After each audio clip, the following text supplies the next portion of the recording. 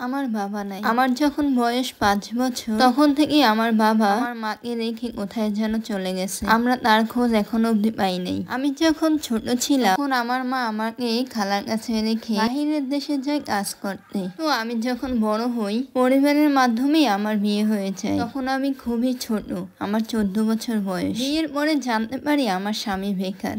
তবুও আমি তার সাথে সংসার করতে চেয়েছিলাম। আশেপাশের লোকজন আমাকে দেখে বলছিল এই মেয়ের সাথে এই ছেলেকে একটুও মানায় নাই, এত সুন্দর বউ পেয়েছে এই ছেলেটা। আমার যখন বিয়ে হয় তখন কিন্তু আমার মা আমার সাথে ছিল না। বিয়ের পরেই গাভিনের কাগজপত্র আমার থেকে লুকিয়ে ফেলে। এরপর শুরু হয় আমাকে টর্চার করা। আমাকে তারা বারবার বলছিল যদি তুই 5 লক্ষ টাকা এনে দিতে পারো তাহলে এসব বন্ধ হয়ে যাবে।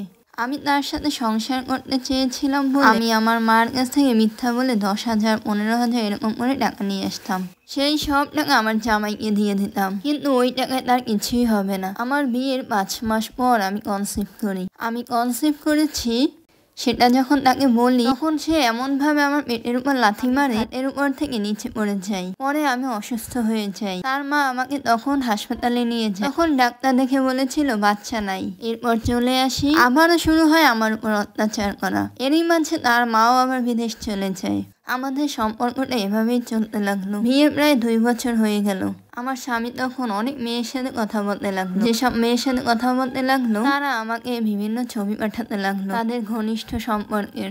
আমি এসব দেখেও কিছু বলতে পারতাম। আমি যখন ফোন দিয়ে বলতাম তুমি আমার সাথে কেন এসব করতেছো, আমি তো তোমার বউ নাকি, তখন সে আমাকে বলতো তোমার কাছে কোনো প্রমাণই নেই, তুমি আমার বউ না, তোমার সাথে আমার বিয়েই হয়নি, তোমার কাছে কোনো প্রমাণ আছে দেখাবা যে। তারপর আমি আবার কনসিভ করি। এবার আমি বাচ্চাটা নিবই, কিন্তু তারা এবারও জোর করে আমাকে অ্যাবর্শন করতে বাধ্য করে। তখন আমার কাছে মনে হয়েছিল কেন আমাকে বাঁচাই রাখছে। এরপর বাসায় যাই। বাসায় যাওয়ার পর সেই একই অবস্থা, তার টাকা লাগবে। মায়ের কাছ থেকে আবার মিথ্যা বলে টাকা এনে দিতাম। টাকা যতদিন ব্যবহার করতো ততদিন ভালোই থাকতো। টাকা শেষ হয়ে গেলে আবার অত্যাচার শুরু। এবার আমি চলে আসি আমার খালার বাসায়। এবার সিদ্ধান্ত নিয়েছি আমি আর ওখানে যাবই না। এরপর আমার মা দেশে আসে। আমার মা তখন ওকে ফোন দিয়ে বলছিল তোমাদের তো কোনো গাভিন নেই, আর আমিও তো তোমাদের বিয়ে ছিলাম, তাহলে আমি আবার তোমাদেরকে বিয়ে দিই, কিন্তু সে আসবে না। তারপর আমার মা জোরাজোরি করার পর সে রাজি হয়েছে। সে তখন বলছিল গাভিন করবো কিন্তু 1 টাকার গাভিন হলে আসবো, নইলে আসবো না। তারপর অনেক কিছু হওয়ার পর আমাদের গাভিন হয় 2 লাখ টাকার। আমি আবার তখন ওর বাসায় যাই।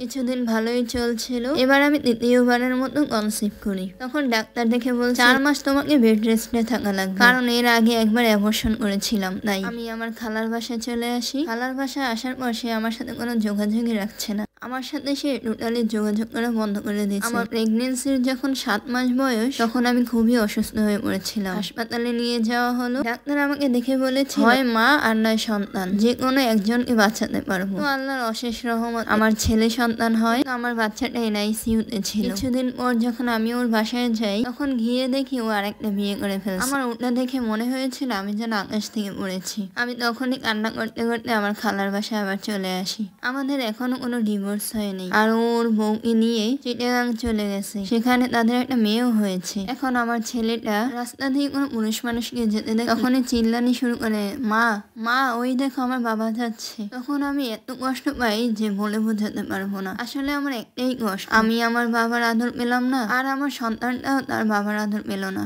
আর সে এটা ভালো করেই জানে যে আমার কোনো ভাই নাই, বাবা নাই, আমি তার নামে কোনো মামলাও করতে পারবো না। মামলা করতে গেলে তো অনেক টাকা লাগে, তাই না? আমার সন্তানকে নিয়ে আমার দিন কেমন কাটছে সেটা আমি ভালো করেই জানি। তারা হয়তো সুখেই আছে। জীবন কাহিনীটা একটা আপুর। ভিডিওটা কেমন লাগলো অবশ্যই জানাবেন।